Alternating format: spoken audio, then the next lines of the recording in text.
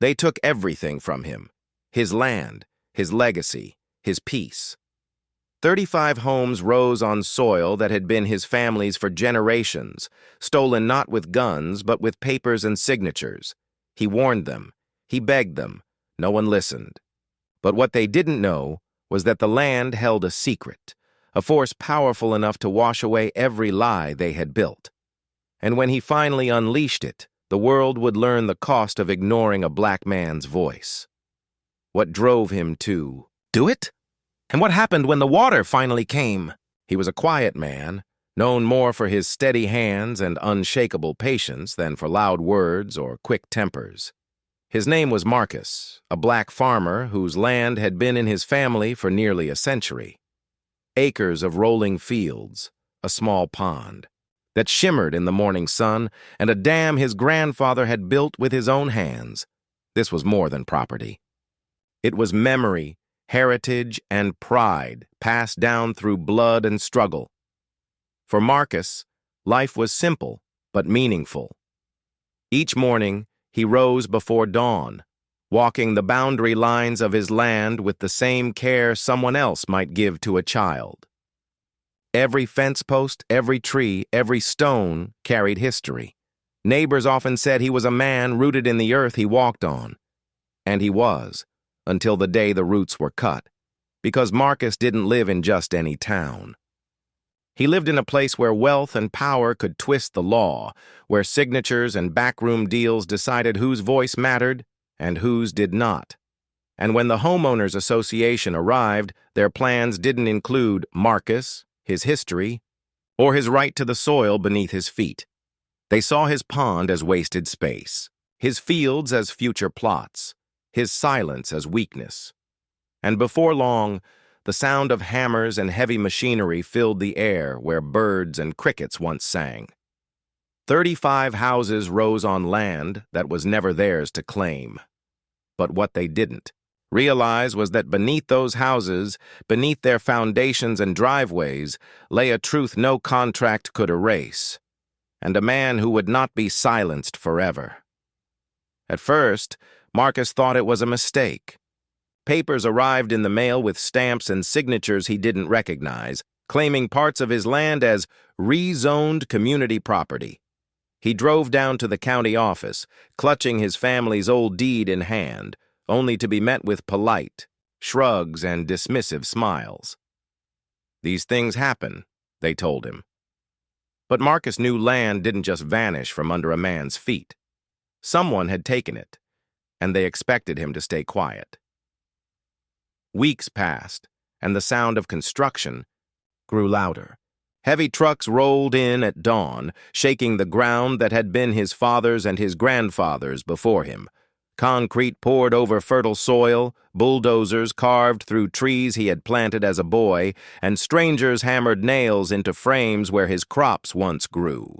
The homeowners association was building not just houses, but a future without him in it. And yet, what cut deeper than the machines was the way the town turned its head.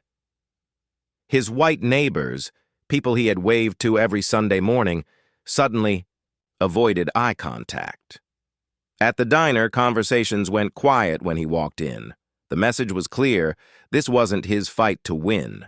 He was just one black man against 35 families with power, money, and influence. Marcus tried everything. He hired a lawyer, but the case was delayed again and again, pushed down the docket until it all but disappeared. He stood before local officials, his voice steady but desperate, only to be told that progress can't be stopped. Even when he warned them about the dam, that the land was not as stable as they believed, his words were laughed off. "That little pond of yours? Don't worry about it. We've got engineers."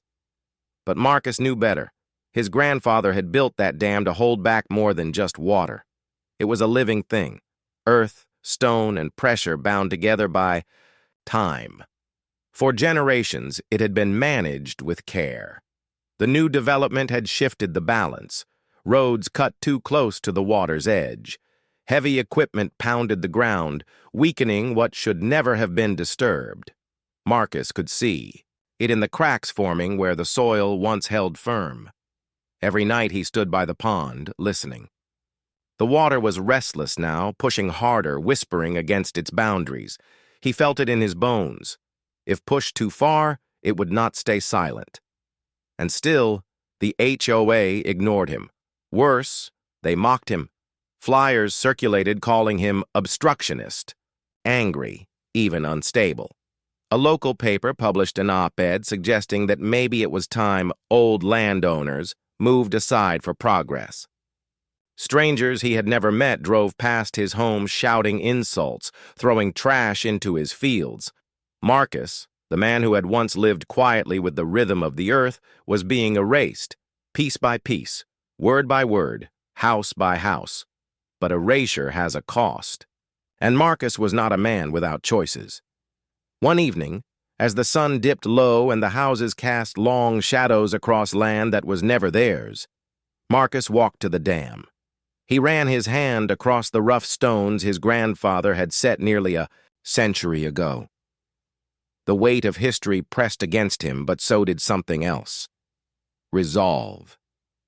Because sometimes when no one listens, when justice is denied again and again, silence can break, and when it does, the sound is unstoppable. The day the water finally broke was not an accident. It was a choice.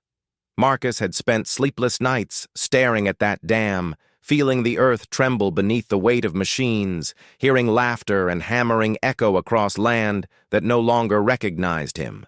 They had stolen his voice, his heritage, his future, but they had overlooked the one thing he still controlled, the flow. That evening, storm clouds gathered, heavy and low. Workers were still laying shingles, families walking through their half-finished, homes talking about paint colors and gardens, never thinking about the man watching from the edge of the pond. Marcus stood there, soaked in rain, his fists clenched at his sides. The dam groaned, the stones shifting under pressure that had been ignored too long. And then he opened it. The sound was unlike anything they had ever heard. A roar that shook the ground, a wall of water that tore through fences, foundations, and freshly laid streets. Cries of panic filled the air as people scrambled, their dream homes crumbling under the force of something older, something stronger, something that could not be denied. For Marcus, it was not joy. It was not triumph. It was grief. Each surge of water carried pieces of his history, pieces of his grandfather's work, pieces of himself. But it also carried the truth that he had warned them, the truth that no paper, no HOA, no signature could erase what was bound to the land. The town would call it destruction. The papers would call it madness. But Marcus knew it was something else entirely. It was justice they refused to hear until the water spoke for him, and as the houses collapsed and the flood spread wide, one question rose louder than the storm itself. Who truly destroyed this land? Marcus, or the ones who thought they owned him? When the waters receded, what remained was not just broken houses and ruined streets. It was the undeniable truth. The Homeowners Association called it a disaster. Officials called it negligence.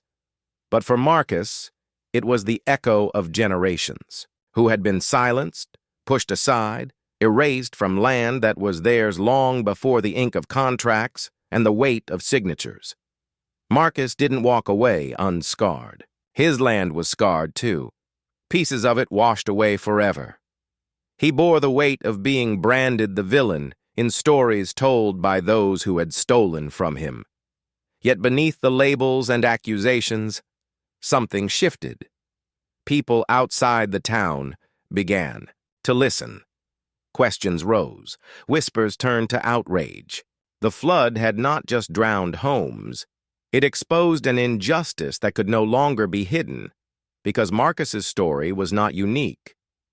Across the country, black landowners had been stripped of their inheritance through loopholes, intimidation, and greed. His fight, his grief, his desperate act became a mirror reflecting a system that had failed far too many for far too long. In the end, the dam broke more than walls. It broke the silence. And as you hear this story, ask yourself, how many times will injustice be buried under paperwork and power before it erupts in ways no one can control? How many more Marcuses will be forced into impossible choices because the world refused to listen when it still had time? This was not just about one man or one town. It is about all of us, about a history that keeps repeating and a future we still have the power to change. So I'll leave you with this question. Will we keep ignoring the flood, or finally face it before it comes crashing down again?